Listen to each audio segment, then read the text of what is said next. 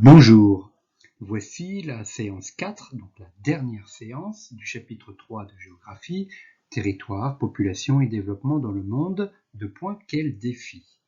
Alors, je vous rappelle que dans la première partie des trajectoires démographiques différenciées, vous avez étudié en étude de cas les enjeux du vieillissement au Japon, puis vous avez vu tout d'abord que la planète est de plus en plus peuplée, que les trajectoires démographiques sont différenciées, et puis que les défis sont nombreux et divers dans les domaines démographiques.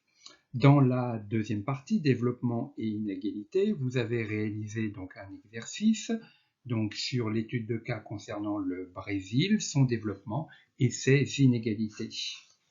Alors, nous passons maintenant au petit 1, différence entre richesse et développement. Alors, qu'est-ce que c'est que le PIB par habitant? Avez-vous sans doute une idée? Donc, vous pouvez vérifier qu'il s'agit du produit intérieur brut, c'est-à-dire d'un élément qui mesure, d'un indice qui mesure la richesse d'un pays. Et si on prend le PIB par habitant, celui-ci permet de comparer les différents pays. Alors, nous allons étudier tout d'abord la carte des inégalités de richesse dans le monde. Et nous allons comparer 3 pays d'Amérique du Sud, la Colombie, l'Équateur, le Pérou, et 2 pays d'Afrique, l'Angola et la Namibie. Tous ces pays, vous allez voir, ont un PIB par habitant situé entre 2000 et 10 000 $ par habitant, soit entre 140 € par mois et 700 € par mois. Donc voici cette carte. Vous avez donc localisé les 3 pays d'Amérique du Sud, Colombie, Équateur, Pérou, et puis les 2 pays africains que nous étudions, Angola, Namibie. Donc ils sont tous dans la couleur qui correspond ici donc à un PIB par habitant, donc situé entre 2000 et 10 000 $ par an. Alors, vous allez voir que la richesse n'est pas synonyme de développement. Il y a donc des différences de développement entre ces pays si on prend l'année 2014, ce qui est d'ailleurs toujours valable aujourd'hui en 2020. Si nous comparons l'Angola et la Colombie, qui ont donc, on a vu, un PIB par habitant à peu près équivalent. L'espérance de vie, vous pouvez remarquer, est beaucoup plus élevée en Colombie qu'en Angola. La mortalité infantile, à l'inverse, est très élevée en Angola, donc dans ce pays africain, contrairement à celle de la Colombie. Et puis, la Colombie a un taux d'alphabétisation, donc le pourcentage de personnes sachant lire et écrire, presque de 100%, alors que celui de l'Angola est de 70%, donc est plus faible. Donc on voit bien qu'il y a des différences de développement parce que toutes ces mesures, espérance de vie, mortalité infantile, taux d'alphabétisation, sont donc des mesures, des éléments caractéristiques du développement, tout comme le PIB par habitant. On pourrait trouver d'autres exemples si on comparait le Pérou, Équateur avec la Namibie, et évidemment d'autres cas sont encore possibles. Donc, on peut donc dire que le PIB par habitant ne convient pas pour mesurer le développement, puisque les mesures que nous venons de voir entre l'Angola et la Colombie sont différentes, alors qu'ils ont, pour ces 2 pays, un PIB par habitant situé dans la même fourchette. Il faut donc trouver une autre mesure, un autre moyen pour mesurer le développement. Il s'agit de l'IDH, c'est-à-dire de l'indicateur de développement humain. Cet indicateur de développement humain, en fait, est un chiffre compris entre 0 et 1 qui inclut le PIB par habitant, l'espérance de vie et le taux d'alphabétisation. Donc, les démographes, comme vous le savez, donc sont des géographes qui étudient toutes les statistiques concernant la démographie. Donc ici, l'alphabétisation, l'espérance de vie, et puis on peut prendre le PIB par habitant qui est une mesure un peu plus économique. On utilise tous les chiffres et puis vous avez donc un logiciel qui va réaliser un calcul et donner un résultat qui se situe entre 0 et 1. Plus le résultat est proche de 1, plus le pays est développé. Évidemment, plus il est faible et plus le pays est peu développé.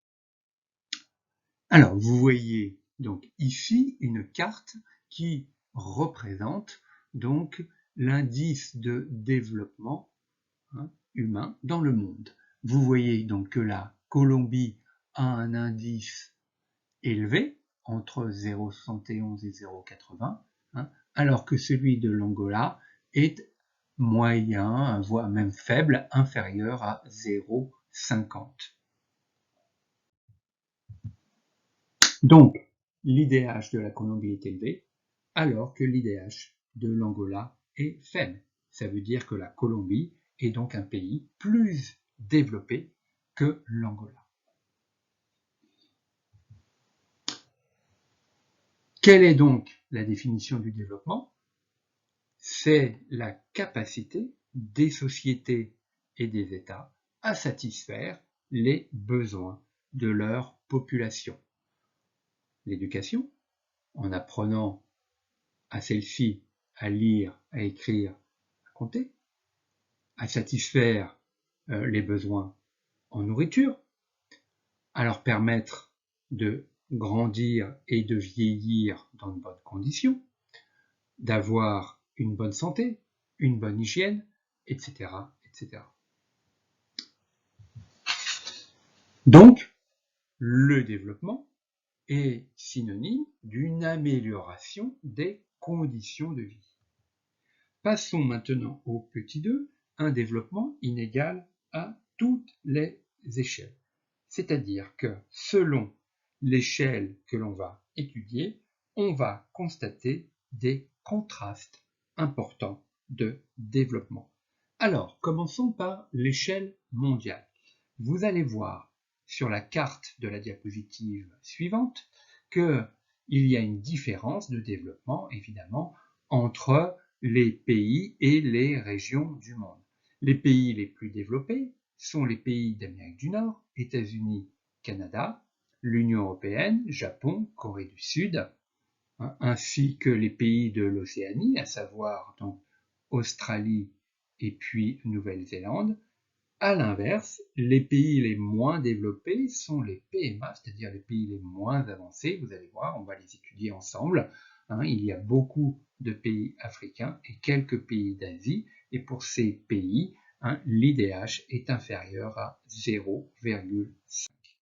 Donc voici la carte. Donc en rouge foncé, les pays les plus développés, et puis en jaune, les PMA, donc les pays les moins avancés, avec un IDH inférieur à 0,5. Ces pays les moins avancés, ces PMA, donc comme je vous l'ai dit, se trouvent surtout en Afrique. Au total, il y en a 49, 34 en Afrique, 9 en Asie, dont vous voyez l'Afghanistan, le Myanmar, c'est-à-dire l'ancienne Birmanie, et puis 5 dans le Pacifique et un pays dans les Caraïbes. Il s'agit de Haïti. À l'échelle régionale, certaines régions du monde sont elles-mêmes divisées par des différences de développement. Alors prenons deux exemples. Tout d'abord, Israël et la Palestine. Ces deux pays, alors on verra que la Palestine officiellement n'est pas un pays, on parle de l'autorité palestinienne. Bon, je simplifie un petit peu. Ces deux pays se situent au Moyen-Orient, représentés en vert sur cette carte. Voici donc les différents pays du Moyen-Orient. Donc vous avez près de la Méditerranée, donc sur le littoral est méditerranéen, vous avez Israël, c'est là où se trouve, si vous vous rappelez vos cours d'histoire, la capitale Jérusalem. Vous avez donc Israël. Et puis j'ai mis également un trait noir pour vous localiser la Palestine. Donc juste à côté, les territoires palestiniens, comme l'on dit. Alors,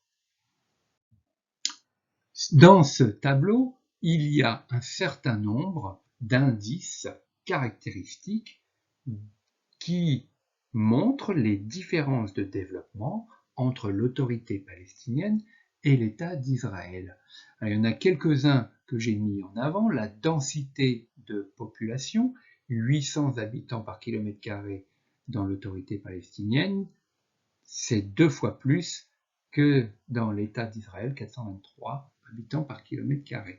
Vous voyez que l'espérance de vie des Israéliens est supérieure à celle des Palestiniens, un peu plus de 82 ans pour près de 73 ans. Et puis, tout en bas, le taux d'alphabétisation, pratiquement de 100% pour les Israéliens, contre 96% en 2011 pour les Palestiniens. Et puis surtout, l'IDH, donc rappelez-vous, cet indice de développement humain, beaucoup plus élevé pour l'État d'Israël, donc un pays développé, 0,9 contre 0,68 pour les Palestiniens. Donc on voit bien qu'il y a des différences régionales. On pourrait prendre aussi un autre exemple à l'échelle régionale entre les États-Unis et le Mexique, et comme vous pouvez vous en douter, les États-Unis sont plus développés que le Mexique. Enfin, troisième échelle, l'échelle nationale, donc à l'intérieur d'un pays. Prenons cette fois l'exemple du Mexique, à l'intérieur du Mexique. Donc si on prend la carte mondiale de l'indice de développement humain, on voit que le Mexique a un IDH élevé entre 0,71 et 0,80. À l'échelle du pays, on voit qu'il y a des différences de développement. Vous voyez qu'il n'y a pas qu'une seule couleur, donc certaines régions sont en jaune, entre 0,70 et 0,77, et d'autres sont en vert foncé, entre 0,80 et 0,88. Donc vous voyez bien qu'il y a des inégalités de développement entre les régions du Mexique. On peut même indiquer et constater, observer des inégalités de développement à l'échelle d'une ville, entre les quartiers d'une ville. Gardons l'exemple du Mexique et prenons le cas de la ville de Mexico. Si vous prenez l'ensemble de Mexico, vous voyez que son IDH est très élevé, entre 0,81 et 0,88. Mais cette fois, si nous précisons et étudions les différents quartiers de la mégapole de Mexico, nous voyons que sur cette carte, une carte de la pauvreté alimentaire, en rouge donc les zones, les espaces, quartiers où la pauvreté est élevée, entre 16 et 35%, et à l'inverse, en jaune pâle, les zones où la pauvreté est faible. Et vous voyez donc qu'il y a des quartiers périphériques, notamment vers le nord, aussi bien nord-est que nord-ouest, où la pauvreté est élevée, alors qu'en centre-ville, vous voyez qu'elle est faible. Donc il y a bien des inégalités de développement au sein même d'une ville. Sur cette photo, on voit bien la différence. Ce n'est pas un montage, il y a bien ici une différence visuelle entre quartier pauvre et quartier riche. Ces deux quartiers sont séparés par un mur et vous avez donc ce quartier riche à droite qui se protège des quartiers pauvres, sorte de bidonville à gauche. Alors, dans les villes des pays développés, il existe aussi une population pauvre qui n'a pas accès au développement. Vous voyez sur cette photo, donc dans la ville de New York, donc un SDF, donc,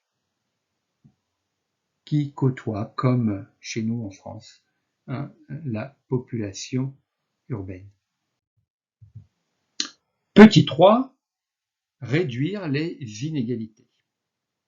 Les fortes inégalités de développement dans le monde montrent qu'aujourd'hui, les défis et les besoins sont nombreux.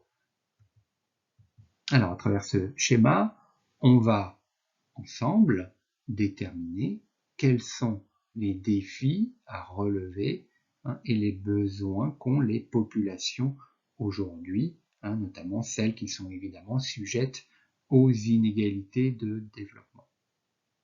Tout d'abord, des besoins agricoles, puisqu'il faut nourrir les populations les plus pauvres, les plus misérables. Alors, comment permettre à la population de se nourrir convenablement? Première possibilité, détruire les grandes forêts pour développer les cultures. Le problème, c'est que dans beaucoup de régions du monde, on a déjà détruit beaucoup de forêts et qu'il n'est plus possible d'augmenter les surfaces. Deuxième possibilité, alors, il faut augmenter les rendements. Comment? Eh bien, en développant les engrais, les pesticides, notamment, et la consommation d'eau pour l'agriculture. Et cela va augmenter la pollution, sauf évidemment si on trouve des solutions pour augmenter les rendements sans les produits chimiques. Autre besoin, les besoins en énergie.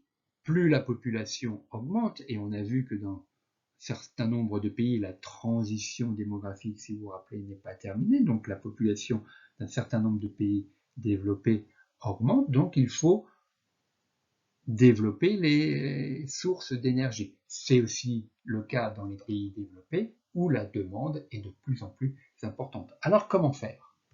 Dans ce cas-là, il faut augmenter la production des énergies fossiles, c'est-à-dire le pétrole, trouver de nouvelles sources de pétrole, augmenter la production de gaz, etc. Donc on va détruire les ressources de la planète et donc continuer à polluer. Sauf si on développe évidemment les énergies renouvelables, ce qui est le cas actuellement, mais le pourcentage d'énergie renouvelable actuellement dans le monde n'est pas assez important. Enfin, dernier besoin, les besoins en eau pour l'agriculture, les industries et l'usage domestique.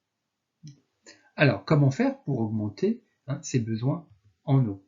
C'est-à-dire que la consommation va augmenter. C'est un problème très important, puisque si la consommation en eau augmente, l'eau potable, comme vous le savez, on a déjà étudié ce phénomène, se trouve dans les fleuves, les rivières. On peut évidemment dessaler l'eau de mer, mais cela, vous vous rappelez, coûte très cher. Eh bien, si les pays où certaines populations doivent partager l'eau potable, cela peut augmenter les conflits entre les populations et les États. Exemple, à nouveau, entre Israël et la Palestine. Alors, je vais vous montrer cet exemple. Ici, vous voyez que les besoins en énergie augmentent beaucoup. Juste avant, j'ai été un peu vite. Il y avait une affiche pour empêcher la déforestation. Et je vous montre maintenant la carte sur ce conflit lié à l'eau entre Israël, la Palestine et puis l'État qui se trouve à l'est, qu'on appelle la Jordanie. Alors si vous voyez bien, vous avez en violet le lac Tibériade sur un plateau, c'est là où le fleuve Jourdain prend sa source, et puis des plateaux qui se trouvent un peu plus au nord. Alors en violet juste à côté, pardon, c'est en bleu la petite étendue d'eau qui se trouve donc au sud du plateau du Golan, le lac Tibériade, et vous avez donc le fleuve Jourdain qui descend donc du nord au sud et va se jeter dans la mer Morte.